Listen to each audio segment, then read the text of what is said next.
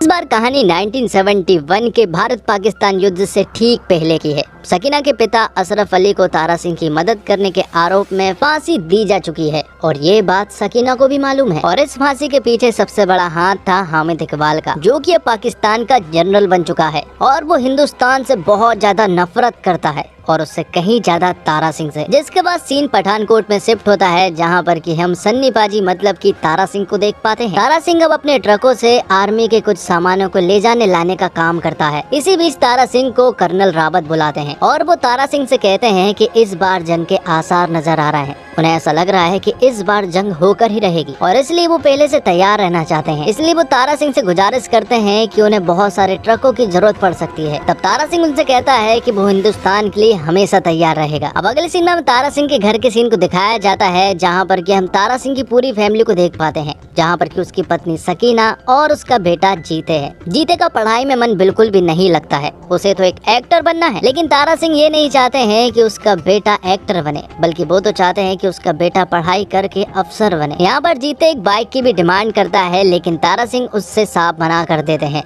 जिस बात से जीते नाराज हो जाता है और उनसे बात नहीं करता है, जिस वजह से तारा सिंह को बहुत ज्यादा बुरा लगता है। तो वो एक दिन उसके जन्मदिन पर उसे एक बाइक गिफ्ट कर देता है, जो देखकर जीते को बहुत ज्यादा अच्छा लगा था। अब कुछ दिनों के बाद तारा सिंह फिर से जीते को समझाता है। वो उसे कहते हैं कि मैं नहीं चाहता कि तू भी मेरी तरह ड्राइवर बने। तारा सिंह और सकीना अपने बेटे जीते को बहुत ज्यादा चाहते हैं, उसकी हर एक मनोकामना को वो पूरी भी करते हैं। वो बात कर ही रहे थे कि तभी कर्नल रावत का तारा सिंह के पास कॉल आता है। कर्नल रावत तारा सिंह को बताते हैं कि दुश्मनों ने हमारे ऊपर हमला कर दिया है और वो बहुत ही तेजी से आगे भी बढ़ रहे हैं और आगे जो हमारे सोल्जर्स हैं उनके पास असला बारूद खत्म होने वाले हैं। तो तुम्हें ट्रकों के द्वारा असला बारूद को उन सोल्जरों तक पहुंचाना है। लेकिन अभी भी एक सोल्जर को तारा सिंह के ऊपर डाउट था कि आखिर तारा सिंह ये काम कर पाएगा या फिर नहीं। तब तारा सिंह उससे कहते हैं कि दुश्मन से पूछना कि आखिर तारा सिंह कौन है। तब तारा सिंह अपने साथियों के साथ मिलकर ट्रक के द्वारा सोल्जरों तक असला बारूद पहुँचाने लगता है। लेकिन यहाँ पर दुश्मन उन ट्रकों को रोकने की कोशिश भी करते हैं,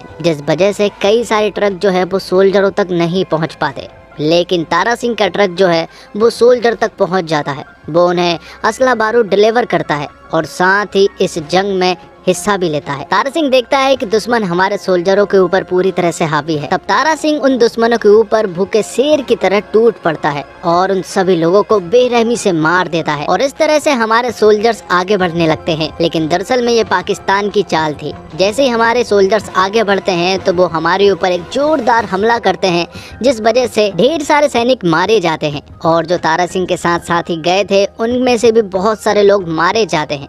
जिसके बाद मालूम चलता है कि इस हमले के दौरान तारा सिंह के साथ उसके कई साथियों को बंधक बना लिया गया है। बहुत दिनों तक जांच पड़ताल के बाद भी ये मालूम नहीं चल रहा था कि आखिर तारा सिंह और उसके साथी कहां पर है। लेकिन कुछ इन्वेस्टिगेशन के बाद मालूम चला है कि तारा सिंह और उसके साथी पाकिस्तान की कोट लखपत जेल में बंद है। और ये बात जब सकीना और जीते को मालूम चली तो उनका बहुत ही ज्यादा बुरा हाल हो गया था, क्योंकि उन्होंने ये कभी भी नहीं सोचा था कि एक दिन तारा सिंह पाकिस्तान की ऐसी जेल में बंद हो जाएगा जहां से उनका वापस आने का कोई भी चांस नहीं है। लेकिन जीते अपनी माँ को इस तरह से नहीं देखना चाहता था, इसलिए वो डिसाइड करता है कि वो पाकिस्तान से अपने पिता को लेकर जरूर आएगा। इसलिए वो अपनी माँ के पास एक चिट्ठी छोड़ता है और तुरंत ही नकली वीजा और पासपोर्ट से पाकिस्तान में दाखिल हो जाता है। तो जीते पाकिस्तान में एंटर होने के बाद सबसे पहले गुल्लू से मिलता है, जो कि तारा सिंह का बहुत ही अच्छा दोस्त था और उसी के द्वारा जीते को मालूम चला था कि तारा सिंह जो है अपने साथियों के साथ कोट लखपत जेल में बंद है और वहाँ पहुँचने का सिर्फ एक ही रास्ता है। वहाँ हर रोज बिरयानी जाती है और अगर तुम उस बिरयानी वाले की जॉब ले लो तो तुम वहाँ तक आसानी से पहुँच सकते हो। लेकिन उससे पहले तुम्हें मुस्कान नाम की एक लड़की को पटाना होगा, क्योंकि मुस्कान ही वो लड़की है जो कि बिरयानी बनाने वालों को जॉब देती है। जो भी सबसे अच्छी बिरयानी बनाता है वही इस जॉब के हकदार रहते हैं। मुस्कान को फिल्म देखने का बहुत शौक है और उसका फेवरेट राजेश खन्ना है और ये बात जीते को बहुत ही अच्छे से मालूम चल जाती है। तब वो मुस्कान के करीब आता है, वो उसे फिल्मी तरीके से पटाता है। यहाँ पर मुस्कान को भी कहीं न कहीं अब जीते बहुत ज्यादा पसंद आने लगा था। लेकिन एक दिन मुस्कान को जीते की सच्चाई मालूम चल जाती है। तब जीते भी यहाँ पर मुस्कान को सब कुछ सच सच बता देता है। वो उसे बता देता है कि वो कोई आतंकवादी नहीं है, वो बस अपने पिता को यहाँ से बचाने के लिए आया है। मुस्कान को जीते से प्यार हो गया था। तब यहाँ पर मुस्कान भी जीते का साथ देती है। कुछ दिनों के बाद ईद थी और सभी कैदियों को बाहर लाकर सिमैया खिलाई जा रही थी। हामिद इकबाल सभी कैदियों को बाहर लाता है, लेकिन यहाँ पर इन कैदियों में तारा सिंह नहीं था। ये देखकर जीते को बहुत अजीब लगा। तभी उसे मालूम चला कि एक कैदी जो है वो अंडा जेल में है, क्योंकि वो बहुत उत्पात मचा रहा था। तब यहाँ पर जीते किसी तरह से उस जेल में पहुंच तो जाता है, लेकिन जीते को वहां जाकर मालूम चलता है कि उस जेल में तारा सिंह नहीं बल्कि कोई और है। लेकिन इसी चक्कर में जीते उन लोगों के हाथ पकड़ा जाता है। वैसे तो कई दिनों से आईएसआई के लोगों की नजर जो है वो जीते पर थी, लेकिन इस बार हामिद इकबाल ने जीते को पकड़ लिया था। हामिद इकबाल यहाँ पर जीते को बुरी तरह से मारता है और उससे कहता है कि अब तू यहाँ पर मरेगा और तेरा बाप भी मरेगा। हामिद इकबाल जीते को बता देता है कि तेरा बाप तो यहाँ पर नहीं है, लेकिन तेरे यहाँ पर होने के कारण उसे तो यहाँ पर आना ही होगा। तब जीते उससे कहता है कि ये दुआ करना कि मेरा बाप यहाँ पर ना आए, क्योंकि अगर वो यहाँ पर आ गया ना और उसने मुझे इस हालत में देख लिया तो वो तेरे इतने चीथड़े करेगा कि पूरा पाकिस्तान नहीं गिन पाएगा। जिसके बाद सीन शिफ्ट होता है पठानकोट में, जहाँ पर की सकीना जो है वो तारा सिंह की तरफ दौड़ रही थी। यहाँ पर हमें मालूम चलता है कि दरअसल तारा सिंह वापस आ चुका है और तारा सिंह बताता है कि जंग के दौरान वो दुश्मनों के हाथ नहीं पकड़ाया था, बल्कि वो तो बेहोशी की हालत में नदी से कहीं दूर निकल गया था। वहाँ के कुछ लोगों ने उसे हॉस्पिटल ले गए, लेकिन वो बहुत दिनों तक कोमा में रहा और जब उसे होश आया तो वो यहाँ पर आ गया। जिसके बाद तारा सिंह को सकीना के द्वारा मालूम चलता है कि जित्ते पाकिस्तान में है। सकीना यहाँ पर तारा सिंह को सब कुछ बता देती है। ये सुनने के बाद तारा सिंह पूरी तरह से बौखला जाता है। उसे मालूम है कि वहाँ के लोग किस तरह से उसके साथ बर्ताव करेंगे। तब तारा सिंह डिसाइड करता है कि वो अपने बेटे जीते को पाकिस्तान से लेकर जरूर आएगा और अगले ही दिन अपने सफर की तरफ निकल पड़ता है। जीते वहाँ से जो चिट्ठियाँ भेजता था वो सारी चिट्ठियाँ यहाँ पर तारा सिंह के पास थी और वो सारी चिट्ठियों को पढ़ रहा था। और फिर कुछ समय के बाद तारा सिंह जो है वो लाहौर में एंटर हो जाता है। जब तारा सिंह वहाँ पर पहुँचता है तो वो देखता है कि यहाँ पर तो अलग तरह का ही माहौल बना हुआ है। यहाँ पर हिंदुस्तान के मुर्दाबाद के नारे लगाए जा रहे थे। दूसरी तरफ हम देखते हैं कि हामिद इकबाल ने जीते को पब्लिक के सामने रख दिया था। वो पूरी पब्लिक के सामने उसे देशद्रोह घोषित कर देता है। पाकिस्तानी पब्लिक के बीच में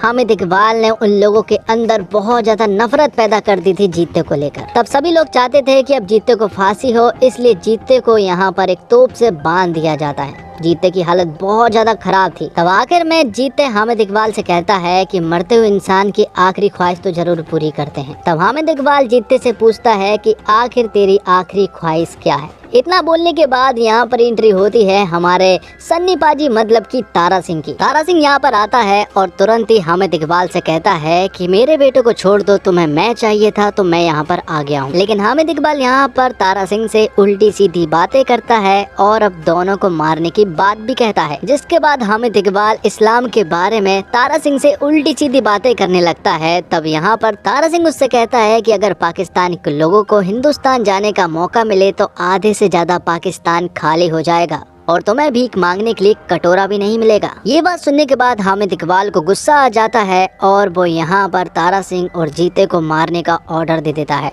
लेकिन यहाँ पर तारा सिंह बौखलाकर सभी को मार गिराता है और अपने बेटे जीते को लेकर यहाँ से भाग निकलता है। लेकिन अब पाकिस्तानी सोल्जर्स तारा सिंह और जीते के पीछे पड़ जाते हैं। यहाँ से वो दोनों किसी तरह से भाग तो निकलते हैं, लेकिन अभी भी वो उनका पीछा कर रहे थे। तब यहाँ पर तारा सिंह बौखलाते हुए सभी के सामने आता है और उन सभी को मार गिराता है, क्योंकि तारा सिंह अपने आप में एक आर्मी है। कुछ टुकड़ियों को तो तारा सिंह इतनी बेरहमी से मारता है कि कुछ लोग तो तारा सिंह को देखकर ही वहाँ से भाग निकलते हैं, क्योंकि तारा सिंह का ये रूप पूरी तरह से गदर मचा देता है। तो अब तारा सिंह का पूरा ध्यान दुश्मनों से लड़ने में था। वहाँ दूसरी तरफ कुछ लोग ने यहाँ पर जीते को पकड़ लिया था, पर जीते यहाँ पर उनसे जैसे तैसे फाइट करके उनसे दूर भाग निकलता है। लेकिन वो तारा सिंह से भी अब दूर हो जाता है। लेकिन अब तारा सिंह को जीते की चिंता होने लगी थी, क्योंकि उसे ऐसा लग रहा था कि शायद उन लोगों ने जीते को फिर से पकड़ लिया है। तब तारा सिंह गली गली जाकर अपने बेटे जीते को ढूंढने लगता है। वहाँ दूसरी तरफ हम देखते हैं मुस्कान को, जिसके पास हामिद इकबाल आया था। और यहाँ पर हमें मालूम चलता है कि दरअसल में मुस्कान के परिवार वालों को हामिद इकबाल ने गन पॉइंट पर रख के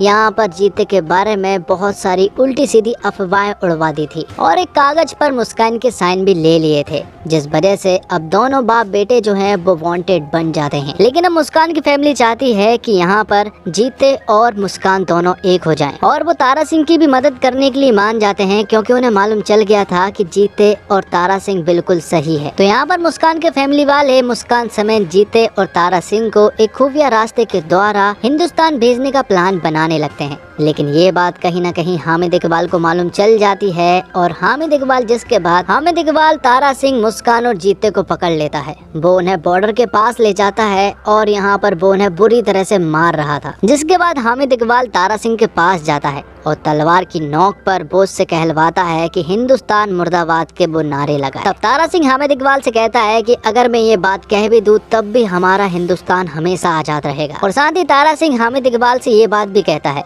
कि अगर तुम सारे पाकिस्तानी मिलकर हिंदुस्तान मुर्दाबाद के नारे भी लगाओगे ना, तब ये बात सिर्फ बॉर्डर तक पहुंच पाएगी। लेकिन अगर सारे हिंदुस्तानी ने मिलकर हिंदुस्तान जिंदाबाद के नारे लगा दिए तो पूरा पाकिस्तान फट जाएगा। और ये बात सुनने के बाद हामिद इकबाल सभी को मारने की कोशिश करने लगता है, लेकिन तभी तारा सिंह जो है वो गदर मोड पे आ जाता है और सभी के चीथड़े उड़ाना शुरू कर देता है। वो यहाँ पर उन सभी लोगों को बेरहमी से मारना शुरू कर देता है। हामिद इकबाल के पास पूरी की पूरी आर्मी थी, लेकिन हमारे पास तारा सिंह था जो कि किसी आर्मी से कम नहीं था। तारा सिंह के साथ जो साथी थे वो भी यहाँ पर बंधक थे। तो तारा सिंह उन्हें उनके चंगुल से छुड़ाता है और एक तोप के द्वारा वो बॉर्डर की तरफ बढ़ने लगते हैं। लेकिन यहाँ पर हामिद इकबाल की बहुत सारी तोपें थी जिनका सामना तारा सिंह की एक लौती तोप को सामना करना था। लेकिन यहाँ पर वो बहुत ही बहादुरी से लड़ते हैं, जिसमें कि तारा सिंह का बेटा जीते और उसके साथी भी उसका साथ देते हैं। और यहाँ पर वो हामिद इकबाल के ढेर सारे लोगों को मजा चखा देते हैं। ये एक रनिंग फाइट थी जिसमें कि तोप आगे बढ़ रही थी और वो सभी लोग बॉर्डर की तरफ जा रहे थे।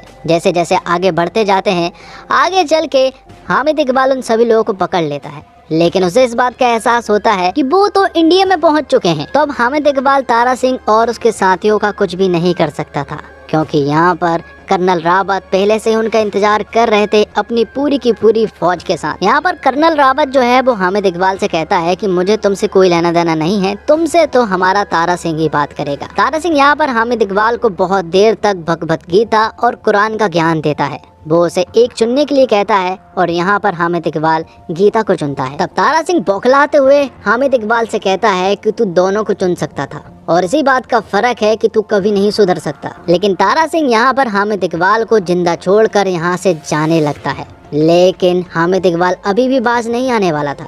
वो पीछे से तारा सिंह को मारने की कोशिश करता है, लेकिन उससे मारने से पहले कर्नल रावत के सारे फौजी हामिद इकबाल को मार गिराते हैं। और आखिर में पाकिस्तानी सोल्जर भी हामिद इकबाल को गोली मारते हैं, क्योंकि उन्हें भी समझ आ गया था कि हामिद इकबाल बहुत ही गलत आदमी है।